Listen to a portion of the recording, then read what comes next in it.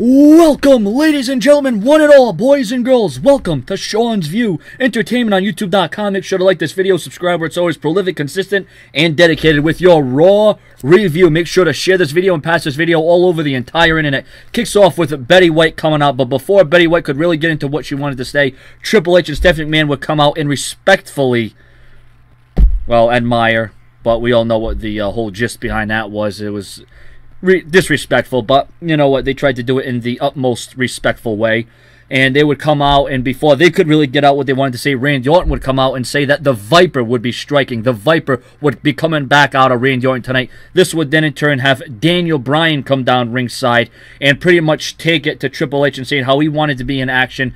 And you know, he had a few words for Randy Orton, and Triple H ends it with, you know what, Daniel Bryan, what's best for you is that you have the night off. Daniel Bryan didn't want that, but it seems as if that's the way it's going to go. So this was an alright segment to kick off Raw, but you want to talk about more than alright. The first match, Rey Mysterio and the Rhodes Dynasty versus the Wyatt family. This was a great opener. A good way to kick things off on Raw. It was action-packed. It was fast-paced. Never a dull moment. Never boring. I give that 4 out of 5 stars. And then up next, we've seen Santino Marella go against Fandango. Not too much to report here. Emma was down at ringside. Of course, Summer Rae, NXT's finest.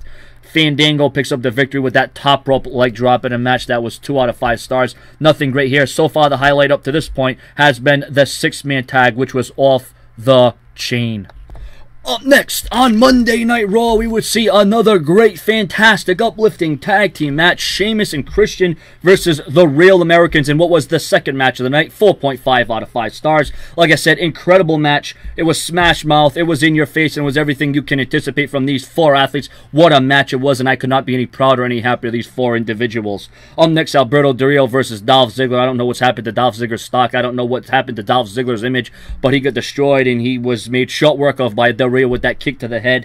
But after this match, Batista would come out and make a statement on Alberto Del Rio by beating the living crap out of him, beating the tar out of him, and then sending a huge message by Batista bomb right through an announcer's table, right through the announcer's table. So that was a pretty good spot right there. I'd give that about 3.5 out of 5 stars because it was intense, and it's something that I've wanted to see out of Batista. The animal has been unleashed. Up next, the next WWE Hall of Fame inductee for the 2014 class will be announced, and I can't think of a better girl, a better diva that really made the Divas division, really made the women's division shine as it did, and that is Lita. Lita, very deserving of this accolade, and I think that she was one of the greatest, one of the toughest, most resilient divas there is, there was, and there ever will be. And Lita catapulted the Attitude Era for the Divas division like no other diva before her or since. So that was a great thing by the WWE to put her in there because she's very deserving of that spot in my humble view.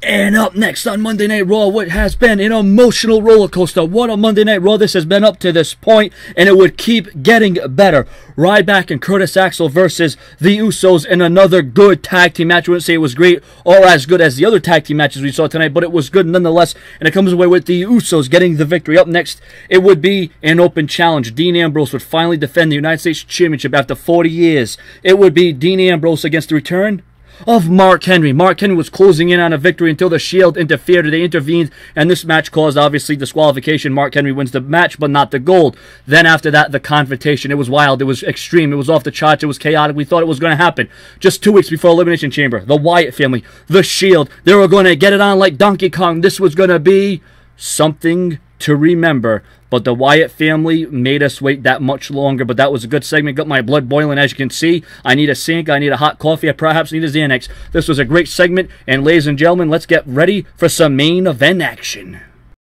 It was a wild, uncontrollable brawl between Kane and Daniel Bryan. I thought Kane wasn't supposed to be here tonight. And by the way, who's booking Raw tonight? Eddie Long, all these tag team matches.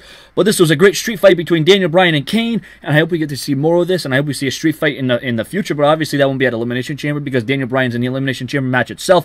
But this was yet a great segment. I really don't have any complaints, withdrawals, any symptoms about this Monday Night Raw. It is going off just like I thought it would. I can't believe I'm saying this about Monday Night Raw. Wow.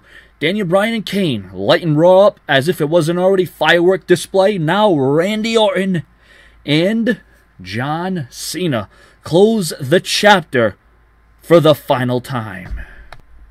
Wow, what an epic main event that was between Randy Orton and John Cena. Much better than the TLC match, even better than their Royal Rumble match. Now, I know everyone's going to shit over this match and say it was dull, it was boring, it was predictable, it was this, it was that. Just because it was Randy Orton and John Cena, just because it was the competitors, just because they've been shoved down your throat, you're going to say this match was the worst match of the night. You're going to say this match was stupid, it was overrated, it was underrated, it was this was a good match. Looking past everything about Orton, looking past everything about Cena, this was a picture-perfect match. False finishes, near falls, seesaw back and forth match.